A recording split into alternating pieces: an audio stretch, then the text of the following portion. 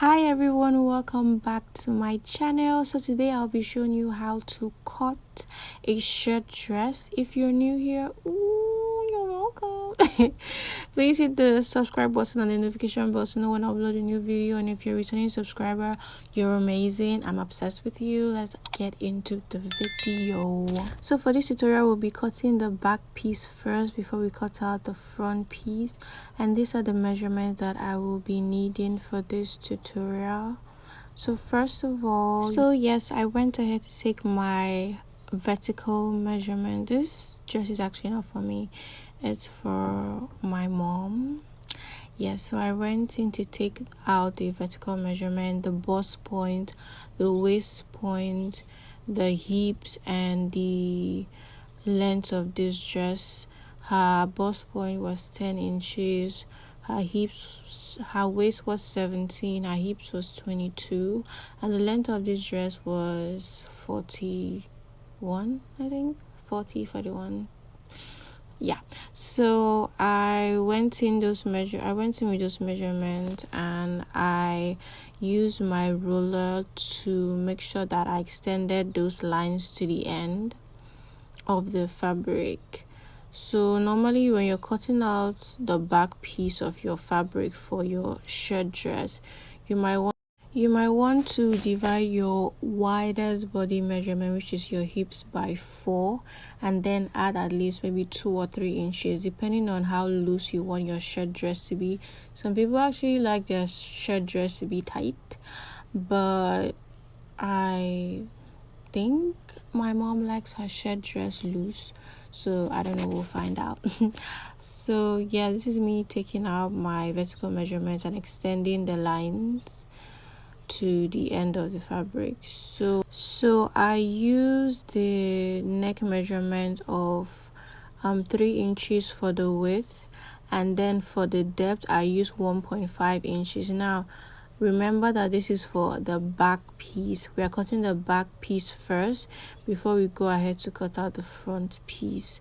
So you do yourself a favor by taking 3 inches for the width and 1.5 inch for the depth. Now some people will rather take one.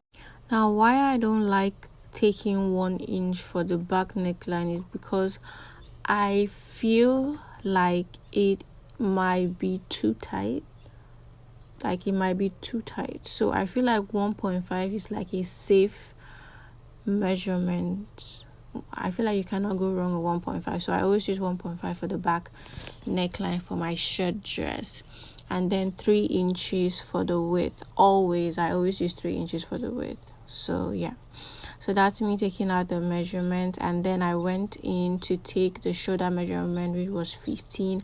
I divided it by 2, it was 7.5. I marked that, and then I went in to take out the measurement for the armhole. Now if you want to take out measurement for your armhole, the standard measurement is to go ahead, divide your bust circumference by 6 and add 1.5 inch. It's going to give you your exact armhole.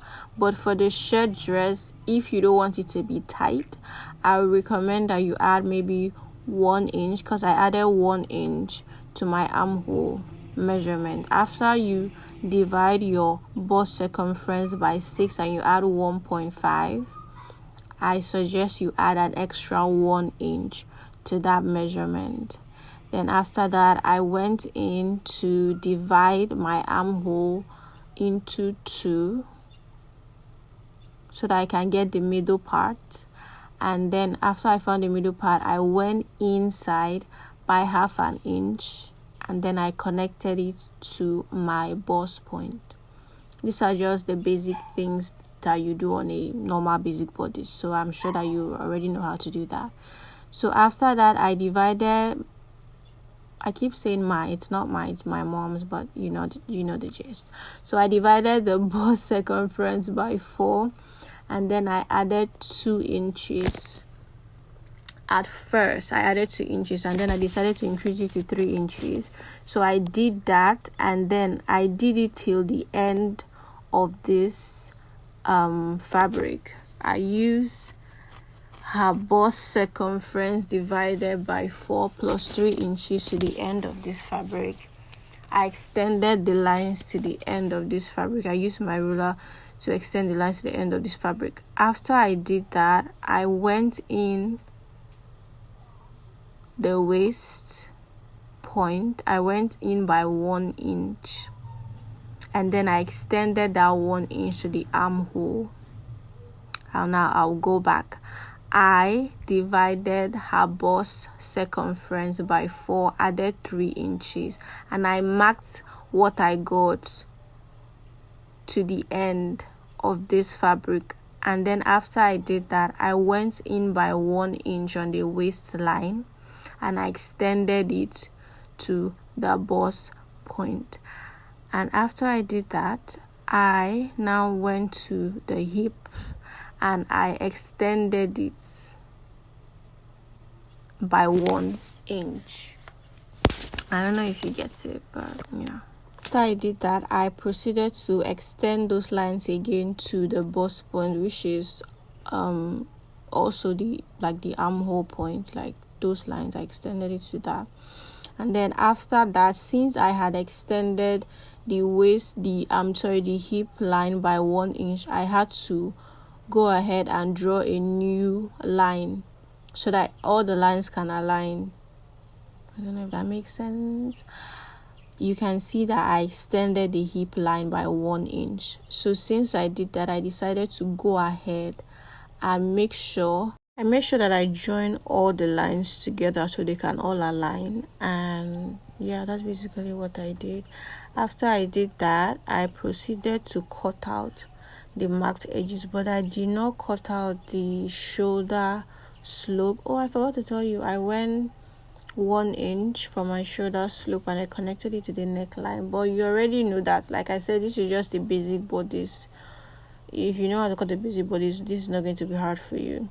So this is me extending the 1 inch that I extended on the hip line, and I'm drawing another line so that the dress will not look funny. It will align with the other lines and everything.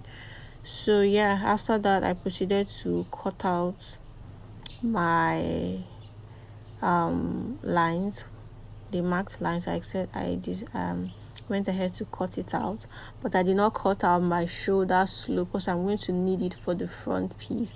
Remember, we are cutting out the back piece first.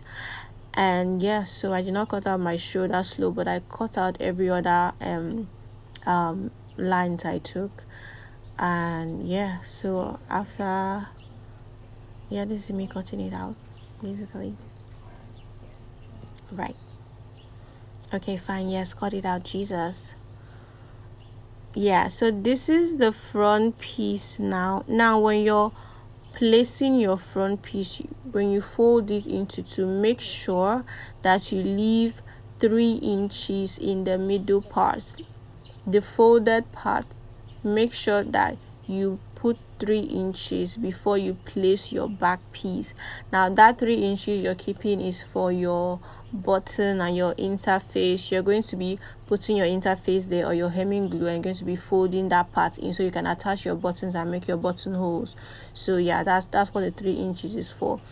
This is me making sure that I have 3 inches, because I don't like to make more than 3 inches because it's just unnecessary. You're just wasting fabric. Make sure that it's 3 inches and you're good. Some people even go less than that because it's not that deep.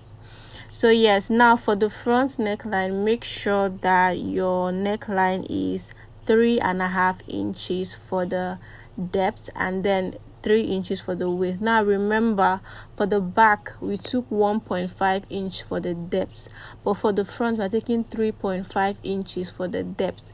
For the width is still the same, so please remember that for the front neckline is 3.5 inches for the depth.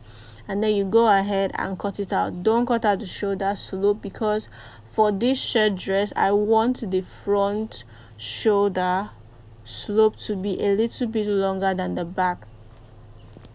I want the front shoulder slope to be a little bit longer than the back.